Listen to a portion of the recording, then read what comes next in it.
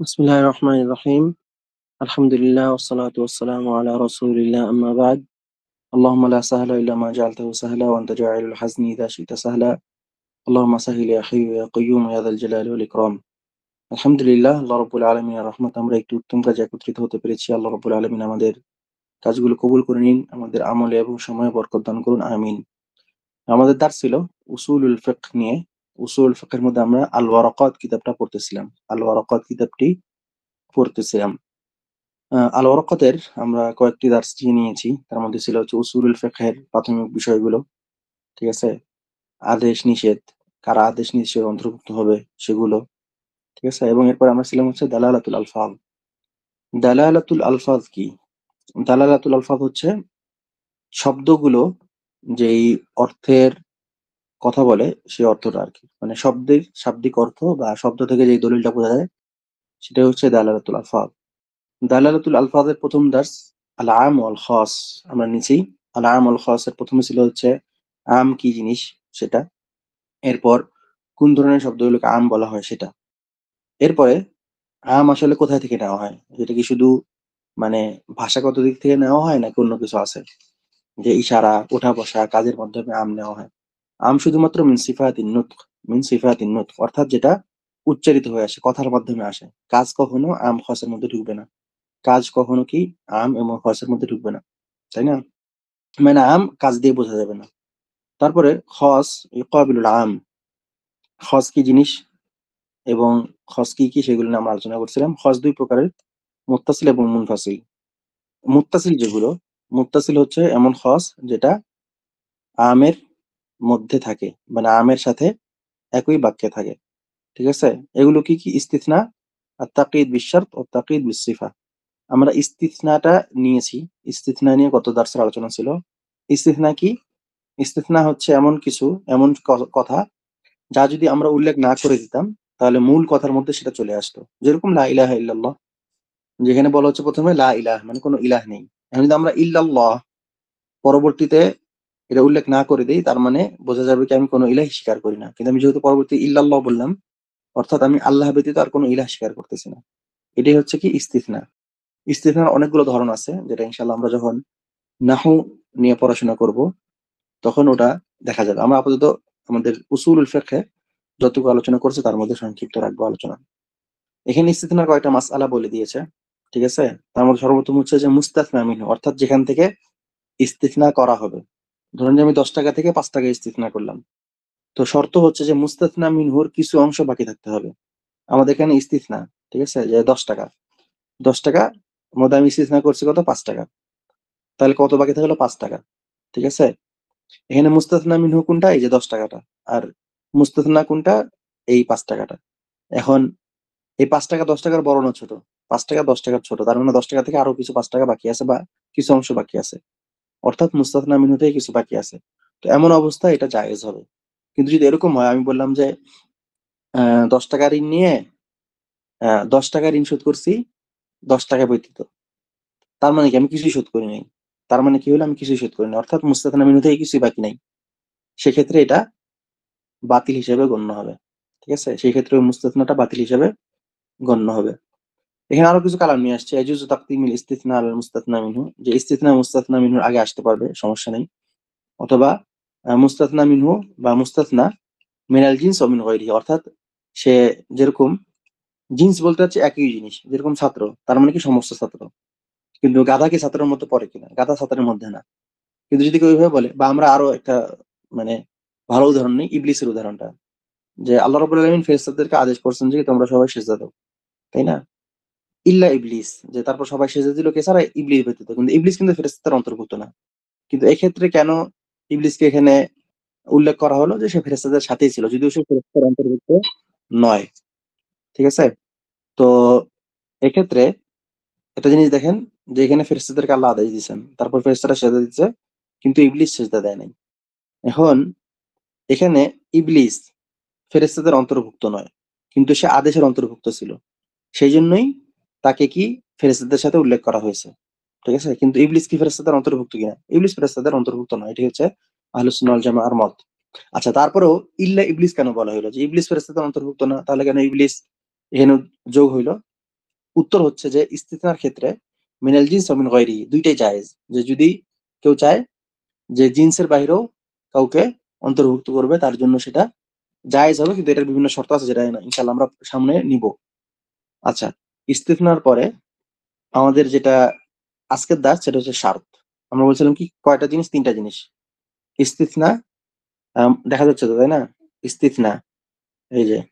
তারপর তাকয়ীদ বিশ-শারত, তাকয়ীদ বিস-সিফা। আমরা আজকে আর তাকয়ীদ বিশ-শারত মানে শর্ত নিব। ঠিক আছে? শর্তটা কি? শর্ত। শর্ত মানে শর্ত। শর্ত মানে কি? শর্ত। দেখা যাচ্ছে ইনশাআল্লাহ ওয়ার্ডে। শর্ত মানে হচ্ছে শর্ত। ঠিক আছে? শর্ত। এটা হচ্ছে ভাষাগত শর্ত, হ্যাঁ? ভাষাগত শর্ত। কারণ আমরা ফিকহে কিন্তু আরেকটা শর্ত পড়ি। ফিকহে যখন আমরা কোনো কিছুকে শর্ত বলি, তখন সেটার অর্থ কি হয়? যে এমন কিছু যেটা না থাকলে ওই কাজটা পুরা হবে না। এমন কিছু যেটা না থাকলে ওই কাজটা পূর্ণ হবে না। ঠিক আছে? কিন্তু এমন কিছু যেটা না থাকলে কাজটা পূর্ণ হবে না। কিন্তু সেটা উপস্থিত থাকাটাই কাজটা সঠিক হওয়ার জন্য যথেষ্ট নয়। বা সেটা উপস্থিত থাকা মানেই কাজ সঠিক, এরকম নয়। ঠিক আছে? উদাহরণ দেই। নামাজ সঠিক হওয়ার জন্য শর্ত হচ্ছে যে পবিত্রতা লাগবে। নামাজ সঠিক হওয়ার জন্য শর্ত কি? পবিত্রতা লাগবে, তাই না? আচ্ছা, একজন ব্যক্তি পবিত্র অবস্থায় নামাজ পড়ছে। এখন সে পবিত্র অবস্থায় নামাজ পড়ছে জন্য কি তার নামাজটা সঠিক? এরকম কোনো শর্ত আছে কিনা? না। এরকম কোনো কথা আছে কিনা? আবার বলি, নামাজ সঠিক হওয়ার জন্য কি শর্ত? পবিত্রতা। আচ্ছা, আমাদের এখানে একটা ফিকহের শর্ত আছে আর একটা হচ্ছে ভাষাগত শর্ত আছে। ঠিক আছে? ফিকহের শর্তটা কি? যে ওই কাজটা উপস্থিত না থাকা মানে কাজটা হবে না। যেরকম যদি কেউ ওযু না করে সালাত পড়ে, তার সালাত হবে না। ঠিক আছে? কিন্তু কাজটা উপস্থিত থাকা মানে যে কাজটা হয়ে গেছে, বা শর্তটা উপস্থিত থাকা মানে যে কাজটা হয়ে গেছে, সেরকম না। এখন একজন ব্যক্তি যদি জোহরের সালাত ধরেন দিন সকাল 10টার সময় পড়ে, তার কি সালাত হবে? ধরেন যে অজু করে গোসল করে আতর মেখে মেসওয়াক পরে সালাত পড়ছে, তার সালাত হবে কিনা? হবে না। কেন হবে না? কেননা সে নামাজের কিছু একটা ভঙ্গ করছে, যেটা ছাড়া নামাজ হবে না। কিন্তু সে তো অজু করছে। এখন যদি কেউ আসে বলে ভাই সে তো অজু করছে, আমরা বলবো না।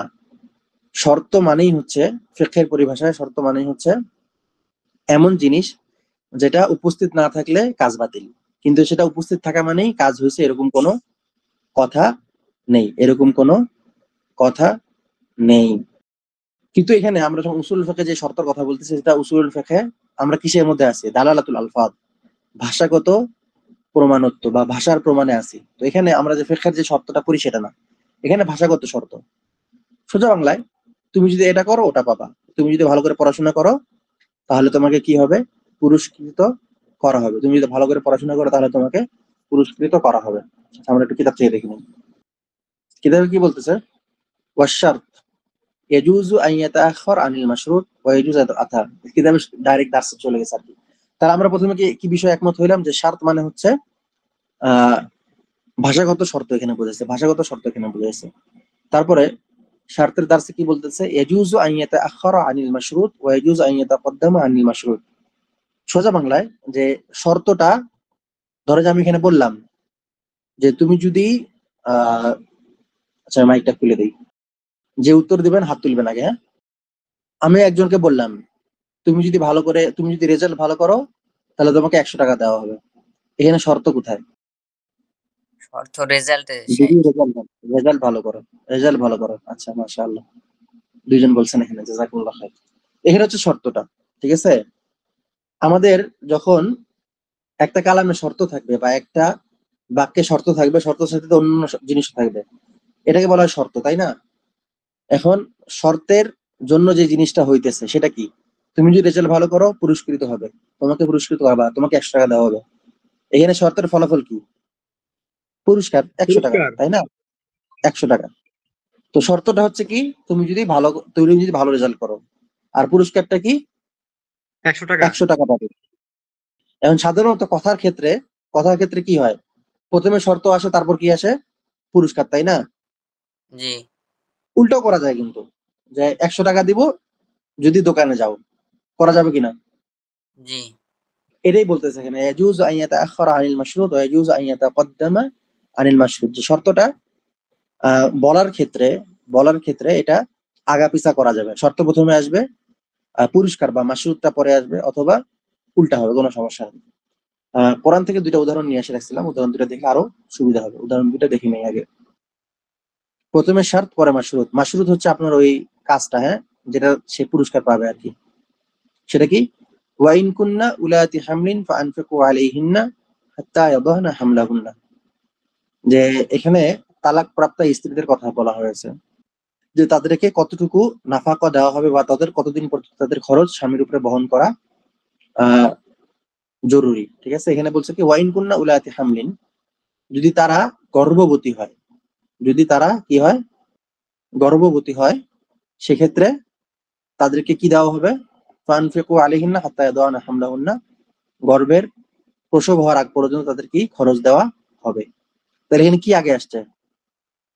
শর্ত আগে আসছে না পুরস্কারটা বা মাশরুত আগে আসছে?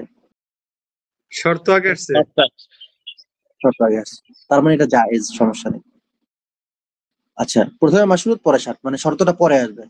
ওয়ালাকুম নিসফু মা তারাকা আজওয়াজুকুম ইল্লাম ইয়াকুল লাহুন্না ওয়ালাদ, যে তোমাদের কি স্ত্রীদের অর্ধেক সম্পদ পাবে যদি তারা কোনো ধরনের সন্তান না রেখে মারা যায়। এখানে কি আগে আসছে? শর্ত আগে আসছে নাকি পুরস্কারটা আগে আসছে? পুরস্কার আগে এখানে। তার আগে আসছে। পুরস্কার আগে। তো এখন কথা হচ্ছে যে এখানে তো পুরস্কারটা আগে আসছে, তাই না? তাহলে স্ত্রী জীবিত থাকা অবস্থায় যেহেতু তার সন্তান নাই, তার কাছ থেকে অর্ধেক সম্পদ নিয়ে রাখা যাবে কিনা?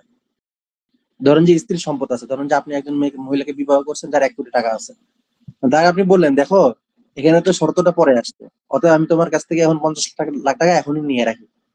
যেহেতু শর্ত পরে আসছে, কিন্তু পরে মরলে তো মরলাই, সমস্যা নাই। করা যাবে কিনা এটা? জি না আমার শেখ, না, কেন করা যাবে না? এখানে তো শর্ত পরে আসছে। কিন্তু কাজটা তো হয়নি শেখ, কাজটা হওয়ার পরে না সে পুরস্কারটা পাবে।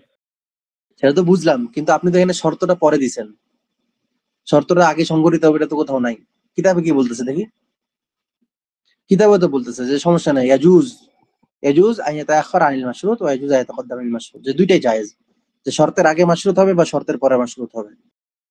কিন্তু বাস্তবিক ক্ষেত্রে কেন আপনারা সেটা মানতে চাইতেছেন না, এটা আমাকে বুঝান। না আমি যেটা বুঝছি শাইখ, যে কাজটা সংগঠিত হওয়ার পরে পুরস্কারটা আসবে। এখন বা কাজটা সংগঠিত না হওয়ার আগে তো জিনিসটা আসতে পারে না। এই দিক থেকে বলছি আমি। এখানে তো কাজটাই শর্ত, মূলত উদ্দেশ্য। আচ্ছা, এখানে একটা উত্তর আসছে, পছন্দের উত্তর, যে শর্ত উল্লেখ আগে হয়, ঠিক আছে? কি বলছে কথাটা, মেসেজ আসছে আর কি। শর্ত উল্লেখ আগে বা পরে, মানে কথার ক্ষেত্রে কথাটা আগে বা পরে বলতে সমস্যা নাই, কিন্তু বাস্তবিক ক্ষেত্রে যখন কাজটা সংগঠিত হবে তখন কি করতে হবে? আগে শর্ত সংগঠিত হবে, পরে কি হবে? পরে পুরস্কার। পুরস্কার পরে পুরস্কার। এটা হচ্ছে বাস্তবিক ক্ষেত্রে, কিন্তু কথা বলার ক্ষেত্রে একটার আগে আরেকটা আসতে পারে, সেটাতে কোনো কি সমস্যা নেই। আচ্ছা, ওয়াল মুকাইয়াদ বিসিফা ইহমালু আলাইহি আল মুতলাক কাররাকাবাতি কুইয়িদাত বিল ঈমান ফি বা'দ আল মাওয়াদি' ওয়া উতলিকাত ফি বা'দ আল মাওয়াদি' ফায়াহমিলু আল মুকাইয়াদ মুতলাক আলা আল মুকাইয়াদ। আচ্ছা, আমরা এখানে কিতাবে 3টা জিনিস বলছিলাম, তাই না? 3টা কি কি? একটা হচ্ছে ইস্তিসনা, ইস্তিসনা আমরা গত দার্সে নিছিলাম।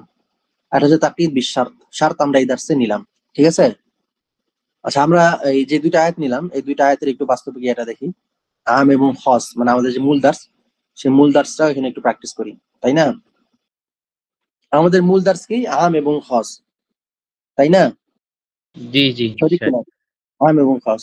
আম এবং খসের মধ্যে একটা আসছে কি তাখসিস, যে আম থেকে কিছু বিষয়কে আলাদা করা। সেই তাখসিসের মধ্যে কি আছে? মুত্তাসিল এবং মুনফাসিল। মুত্তাসিল কি? যে একই সাথে উল্লেখ থাকবে, আর মুনফাসিল হচ্ছে আলাদা আলাদা জায়গায় উল্লেখ থাকবে। সেই মুত্তাসিলের মধ্যে আমরা 3টা জিনিস নিছি, একটা হচ্ছে ইস্তিসনা, একটা কি শর্ত, আর একটা হচ্ছে সিফা। তাকিদ বিশ শর্ত, যে কোনো একটা শর্তের মাধ্যমে বের করে দেওয়া, ঠিক আছে? একজন ব্যক্তির কি করতে হয়? তার স্ত্রীর ভরণ পোষণ দিতে হয়, তাই না? কিন্তু তালাক প্রাপ্তা স্ত্রীর কি ভরণ, মানে যে তার স্ত্রী নয় এরকম কারোর ভরণ পোষণ কি তাকে দিতে হবে? জি না, তাহলে যদি যে তালাক, যার সাথে তার তালাক হয়ে গিয়েছে ইতিমধ্যে, তার ভরণ পোষণ দিতে হবে কিনা, এটা হচ্ছে কথা। এটা শেখ নির্দিষ্ট শর্তে, যে যেমন এই যে ইদ্যত মধ্যে থাকবে। আমরা একটু আয়াতটা দেখি। আসকিনুহুন্না মিন হাইসু সাকানতুম মিনাল আরদি ওয়াতুন দাওয়াইন ওয়া ইন কুন্না উলাতি হামলিন ফানফিকু আলাইহিন্না হাত্তা ইয়াদউনা হামলাহুন্না। আচ্ছা, এত লম্বা ব্যাখ্যাতে না যায় স্বাভাবিকভাবে কথা বলি। একজন ব্যক্তি যে আমার স্ত্রী নয়, তার কি খরচ আমাকে দিতে হবে? দিতে হবে না, জি না। তাই না? এই মাসআলা থেকে কতটুকু আলাদা করা হয়েছে? যেই মহিলার পেটে বা আমার একজন ব্যক্তির তালাকপ্রাপ্ত স্ত্রীর পেটে যদি তার সন্তান থাকে, তাকে কি করতে হবে? কি করতে হবে? তালাকপ্রাপ্ত স্ত্রীর পেটে যদি সন্তান থাকে, তাকে কি করতে হবে? তারে বড় তাকে দিতে উক্ত হবে। স্ত্রীর আচ্ছা, গর্ভপাত মানে গর্ভ বা প্রসব হওয়ার আগ পর্যন্ত উক্ত স্ত্রীর খরচ বহন করতে হবে। এটা গেল একটা মাসালা। আরেকটা মাসালা কি, একজন নারী যদি মারা যায়, বা একজন ব্যক্তি যদি মারা যায়, ঠিক আছে, তার কতটুকু সম্পদ পেতে পারে, ধরেন যে একজন নারী মারা গেছে, তার স্বামী আছে বেঁচে, কতটুকু সম্পদ পাবে? দুই ধরনের। ওয়ালাকুম নিসফু মা তারাকা আজওয়াজুকুম ইল্লাম ইয়াকুল লাহুন্না ওয়ালাদ ফাইন কানা লাহুন্না ওয়ালাদুন ফালাকুমুর রুবু। এখানে শর্ত কি দিছে? শর্ত হচ্ছে দুইটা। যদি কোনো সন্তান না থাকে মহিলার, তাহলে স্বামী কতটুকু পাবে? অর্ধেক। ওয়ালাকুম নিসফু মা তারাকা আজওয়াজুকুম। আর যদি সন্তান থাকে, তাহলে স্বামী কতটুকু পাবে? 4/1 ঠিক আছে? এটাই যে শর্তের মাধ্যমে মূল কথাকে সংক্ষিপ্ত করা হয়েছে বা তাখসিস করা হয়েছে। তাহলে আজকের দার্স এখানেই। আল্লাহ রাব্বুল আলামিন সবাইকে কবুল করে নিন। সুবহানাকাল্লাহুম্মা ওয়া বিহামদিকা আশহাদু আল্লা ইলাহা ইল্লা আনতা আস্তাগফিরুকা ওয়া আতুবু ইলাইক। আসসালামু আলাইকুম ওয়া রাহমাতুল্লাহি ওয়া বারাকাতুহু।